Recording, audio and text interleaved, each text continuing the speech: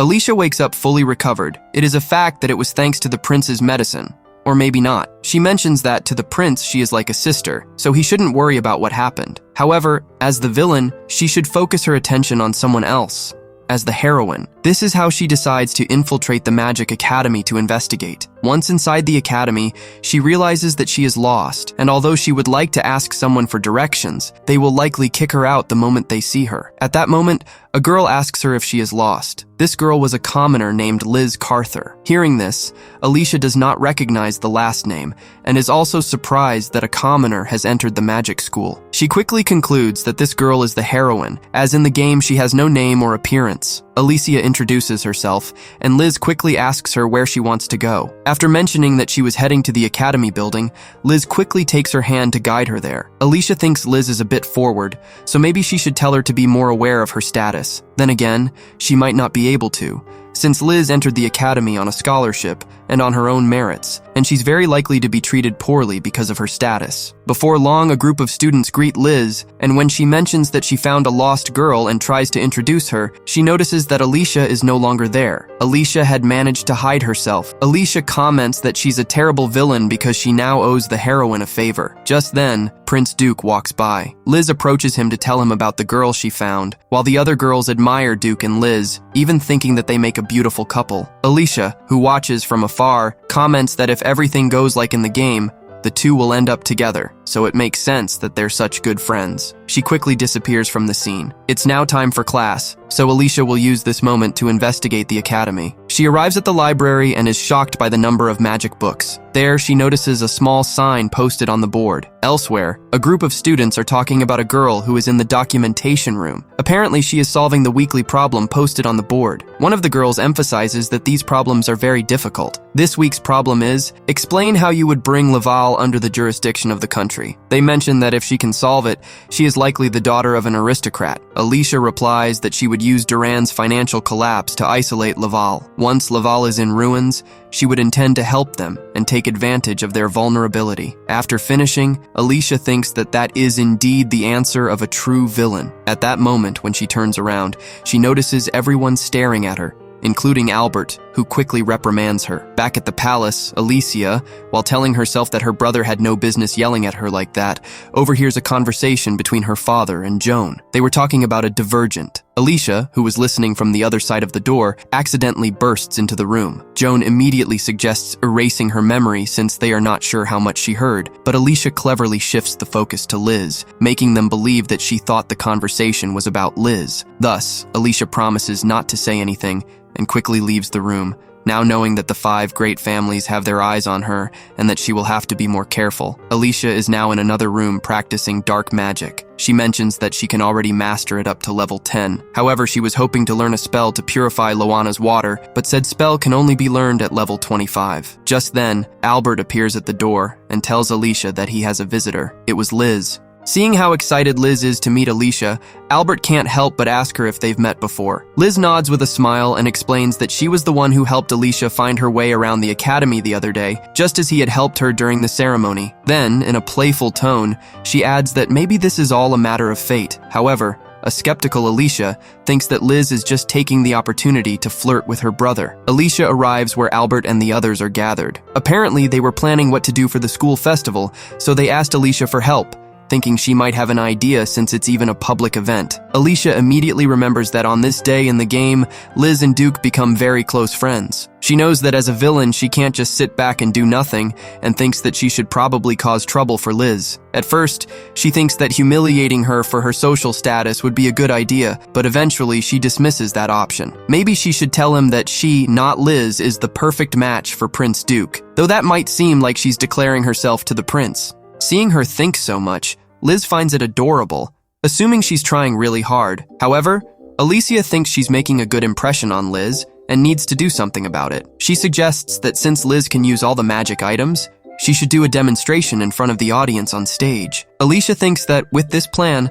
Liz will hate using her powers in front of a crowd. However, it's quite the opposite. Liz thinks it's a wonderful idea, and not just for her. Everyone else likes the idea too. Clearly, Alicia's plan failed. Liz quickly invites Alicia to join her in the performance. Alicia replies that she can't, as she doesn't study at that academy. though in reality, she just didn't want to participate. Still, Liz insists on the plan, mentioning that they'll find a way. However, Alicia firmly tells her that she would never share the stage with her, not in a million years, which causes a brief silence in the room. Albert comments that she didn't need to be so extreme in saying it. Liz, for her part, asks if she did something that upset her. Alicia replies that not everyone gets along with each other, and that they are not required to be friends. This doesn't seem to bother Liz much, as she says that it's fine, that they will eventually become friends as they talk more. Albert also agrees that the two should talk more. In the end, Alicia reluctantly agrees, though she still refuses to go on stage with her. Thus, the two would end up spending over 10 hours talking, though most of the time was Liz asking Alicia random questions. Exhausted, Alicia wonders if Liz had any more interesting questions to ask her. Suddenly, Liz asks her what Alicia likes to do. Just then, Alicia uses magic, leaving everyone completely shocked, as they didn't expect her to be able to use magic at such a young age. One of them mutters the word divergent. As a result, Albert sends Alicia to her room and asks the others to leave for now. Seeing what happened, Alicia realizes that Joan and her father weren't really talking about Liz the other time. Liz, for her part, simply thanks him and tells him that her brother will take care of everything. Alicia is now with Will. She tells him what happened, and he tells her that it's not normal for someone 10 years old to be able to use magic. Usually it's not possible until around 13 years old. Will mentions that he once met a girl as young as Alicia, who could use magic. Everyone said she was talented. She reached level 80. However, she once tried to use level 100 magic, and as a result, she lost control of her mana, and could never use magic again. Will advises Alicia to learn magic in order, step by step. At that moment, young Jill wakes up. Will tries to introduce Alicia to the boy, but Jill seems a little distant. Will asks Alicia to forgive him, explaining that the boy has been through a lot. Alicia doesn't seem to care much. She just thinks about what Liz Carter would do in that situation. Surely the boy would be more approachable with her, but all this makes her wonder if the heroine can do things that she can't, even though she's supposed to be the greatest villain in history. With great determination, she approaches young Jill and tells him that maybe he shouldn't cling to life anymore, since as long as he lives, he won't be able to avoid contact with others. And does he really think he can escape from what he's afraid of? If that's the case, it would have been better if he hadn't taken the medicine and just perished. Jill quickly defends himself, saying that an aristocrat could never understand what he's feeling. Alicia replies that she does indeed understand what he's feeling, since they both grew up in different worlds. But still, giving him the medicine was her responsibility. However, if he's really not sure he wants to stay alive, she'll finish him off. Terrified, the boy throws a pillow at Alicia and tells her that he won't let her end his life. This answer seems to be exactly what Alicia was looking for. She tells him that she will make sure he stays alive because as long as he remembers what he just felt, she will help him. Jill doesn't quite understand the situation. Alicia tells him not to be confused as she intends to use him. She had heard that he was very smart, so maybe he would be very useful to her, as she is a villain after all. Will turns to the boy and tells him not to pay too much attention to Alicia. Although she is a little odd, she is a good person, deep down.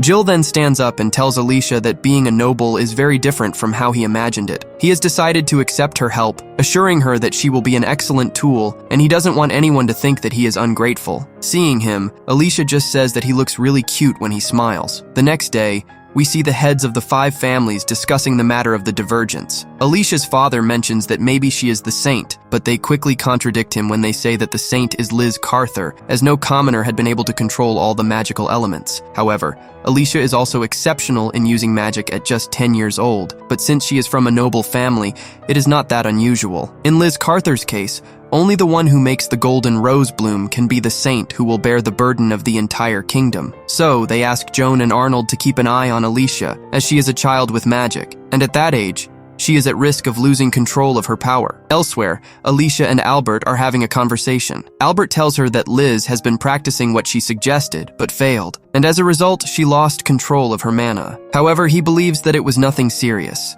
and the teachers who were present helped her immediately. Alicia is glad, as in the end, she needs Liz to be her enemy. Albert then asks her if she didn't know this would happen. However, Alicia answers no, that she plans to defeat her fairly. After that, we see Alicia demonstrating her magic skills in front of Joan and her father. Her father tells her that the king has authorized to speed up the process for her to enter the Magic Academy, allowing her to enroll at 13 years old. So, after all this, Alicia continues to train and prepare, and so, 3 years pass. Now we see a 13-year-old Alicia, a little older. She presents herself before the king, as it seems that they had not seen each other during those 3 years. Joan mentions to the king that during that time, she never lost control of her mana. The king then asks Alicia what level of magic she is at now. Alicia replies that she is level 80. The king, completely surprised, says that this is more than he expected. However, as promised, he will approve Alicia's admission to the Magic Academy, but not before asking her for a favor,